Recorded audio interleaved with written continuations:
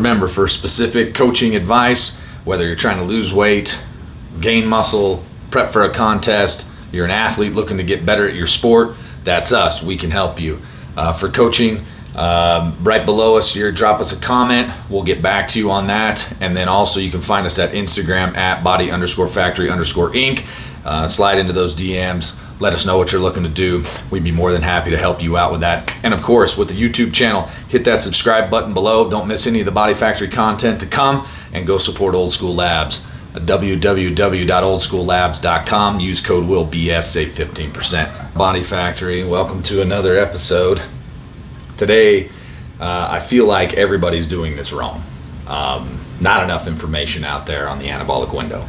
So there's 2 times within your training that you're going to have an optimal anabolic window. Anabolic means growth, muscle growth. Now, weight gain is a part of this, so be prepared. And listen, every single episode that we put out here, sponsored by Old School Labs. What a better way to introduce Vintage Bounty than talk about the anabolic window. We'll get to this in a minute, but remember, oldschoollabs.com, use code WILLBF upon checkout, save 15% every single time. Vintage Bounty, this is the plant-based protein. We'll go through some of the nutrients that are in this thing here in a minute. But for now, let's talk about that anabolic window. 2 times for the anabolic window that I see people making common mistakes. The first, and everybody knows about this window, is the anabolic window post-workout. What time does that, how long does that last? How much time do I have? What should I eat? What should I not eat? Should I take a smoothie? What's the best course for optimizing that anabolic window? Well, why is it an anabolic window? Let's talk about that one. Okay, first off. So it's an anabolic window because your body is reducing glycogen stores within the blood because your muscles are working during the resistance training. So it's burning up energy. And so anything floating around in your blood is getting sucked up by the muscles as much as possible. So your glucose levels actually drop while you're working out. That's why it's important to have a little bit of carbohydrate, something to keep in the blood as you're training, keep your strength levels up. That's why Gatorade works very well. Or some people will use dextrose with their essential amino acids during a workout to help keep those blood levels up, maximizing their strength and their endurance while they're training. Okay, not necessary, but a good idea. Okay, but that's not what this is about. This is about what happens after. Now, what happens after is once we introduce carbohydrates into the blood, your insulin sensitivity goes through the roof. So while you're training, your body becomes accustomed to sucking up nutrients into the muscle. All right, insulin is the main driver for bringing that nutrient load into the muscle cell. Okay, so insulin's a very important part of this thing. And your body's ability to use it efficiently to drive nutrients into those muscles. Okay, so remember, this is post-workout. So now we've used up glycogen during the training.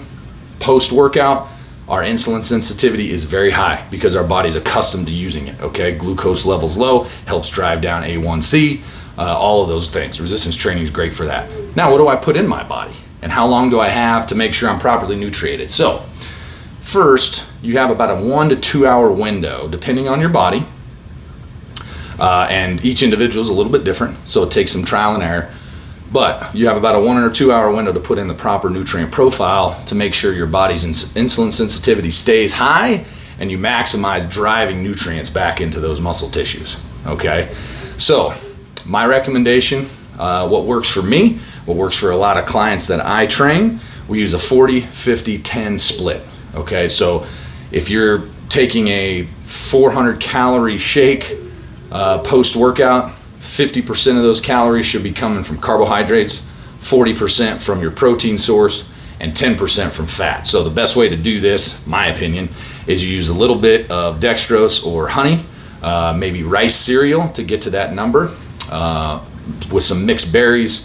You use half a tablespoon of peanut butter, and then your protein powder. Okay, absorbs very quickly because it's in liquid form if it's mixed up. Now, anytime you're taking a shake, you're going to have inflammation.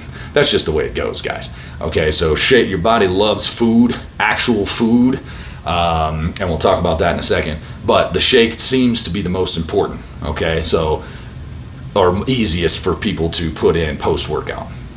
Okay, so you got your protein source in your vegan protein. By the way, if you want to optimize results all the way around, get rid of dairy, get rid of whey, get rid of cheese, get rid of yogurt, get rid of anything that's dairy. Dairy messes up your hormones. Okay, period. End of story. I know people like whey protein, and you know, when I train people, it's okay. I mean, I let them use it, but all the rest of the dairy product gets eliminated from their diet immediately, because there's a lot of factors there that are bad news as it relates to dairy. That's a whole nother video. Anyway, so back to the anabolic window. You got your protein source coming from your whey or your vegan protein, pea protein.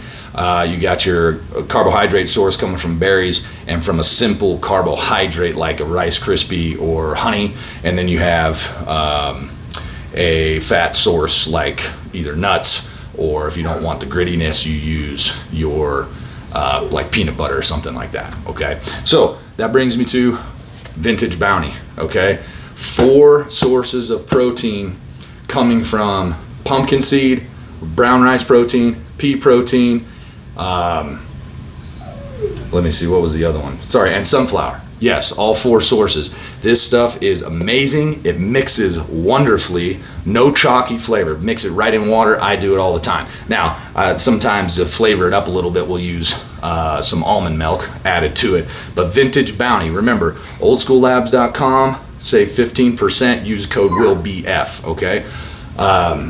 But something like this is called the lemon bar flavor. I love this. My favorite is the oatmeal cream pie. Can't get over it. It's fantastic. So go get some. Optimize your anabolic window, this being your protein source. Commercial over.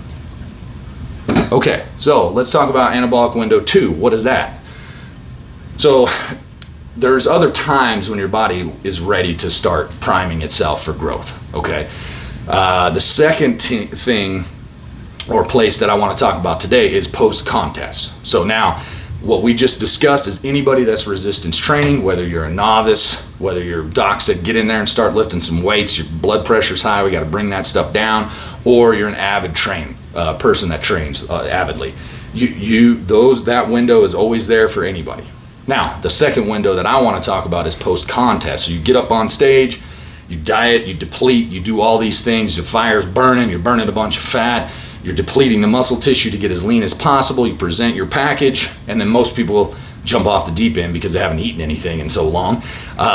There's a better way to do this to optimize muscular growth post-contest. Okay, now this is the major one, because I think a lot of people miss this window, and it's just because mentally you're exhausted and you just want something that tastes good. Okay, so ideal world, what we do is we take your contest diet, and then we put more carbs back in, and I say, hey, eat this menu for the next 2 weeks. Every other day, have anything that you want, okay? Not all day, but one meal, okay? Some that I work with in the industry will say, hey, Sunday, do what you want after the contest. Most of the contests are on Saturday. Do what you want after the contest. Eat what you want. The problem is we're injecting a lot of salt into our body, and you can start storing water. Your pumps get crazy. Just picking up a 45-pound weight, you might develop edema. I have before after show. You just writhe in pain because you're eating so much, okay? It takes some time to flush that stuff out of your system, and then you can get back to, growing, training, etc. So that's the food piece. We add some carbs back in as we go, have a cheat meal, quote unquote, a meal that's off plan, okay, is more like it. Your burger, your fries, your pizza, whatever it is that you like, your pies, one every other day, and then you can start implementing a little bit more as you go. And this basically your fire is started in your body, right? You're burning like a locomotive. It sits for a day or so just to rest. You get that engine revved back up pretty quickly because it's already burning a lot of coal, okay? So we can afford to put back in some of those carbohydrates into the diet. Your muscles are going to love it. They're going to balloon. They're going to store some water in there too. You're going to be more efficient in the gym, which we'll talk about in a second. So anabolic window 2, post-contest. Some people call it reverse dieting. I just say, here's your meal plan that we were on right before you got on stage. We're going to add some carbohydrates to that every single meal, because usually we don't pull out a lot of fats and protein as we diet down. So we'll add some carbohydrates every single meal back to that program to help your body slowly start to recognize that, hey, now we're getting into that spot where I can take all that stuff, all that energy that I've been wanting to exude, and I can do it now, okay? So that's a big deal. Now, as far as resistance training goes, post-workout, or post-contest, excuse me, the best course is to take a couple of days off. So Tuesday, come back in the gym. You're not gonna be able to train hard on Tuesday or Wednesday or Thursday. By Friday, you should have eaten enough. Your hydration level should be back to normal. Don't stop your general nutrition supplements post-contest. Keep taking your flaxseed oils and your multivitamins, your hydration tablets, your calcium, your magnesium, potassium, etc. Make sure you're still getting that stuff in every single day. So by Thursday, Friday, you're starting to feel a little bit better, more hydration, your strength is better, your muscles are starting to glycogen load fully, and your workout should start to become better. Then by the next week, you should feel like a machine. You should be able to get in the gym and really pound it hard, because now your body's ramped up, okay? Your level of conditioning can stay down. When I say conditioning, meaning your body fat level, because you just got off stage. You will store some water. It's just the way it goes. You're gonna be a little bit blurry, and that's just the way it goes. But now we're primed to keep adding those calories as we move through what we call off season, to help keep that growth going into our next show, next contest, when we start prep to go back down and cut body fat, okay? So 2 anabolic windows that we discussed today. Number 1, post-workout, protein, fat, carb, balance. About a 40-50-10 split. Everybody's a little bit different. Maximize that insulin spike. Your insulin sensitivity is going to be very high. And then from a growth perspective, post-contest, hey, listen, take it slow after the contest. 1 cheat meal every other day. Try to add some carbs slowly as you go through that process, okay? Or remember, old school labs, go get your protein, maximize that anabolic window. This is Vintage Bounty. Vegan-based protein, peas, sunflower seeds, pumpkin, and brown rice proteins. Blends great, tastes phenomenal, okay? No chalky aftertaste, it is excellent. Oldschoollabs.com, use code WILLBF, save 15%. That's it for now. We'll see you on the next one.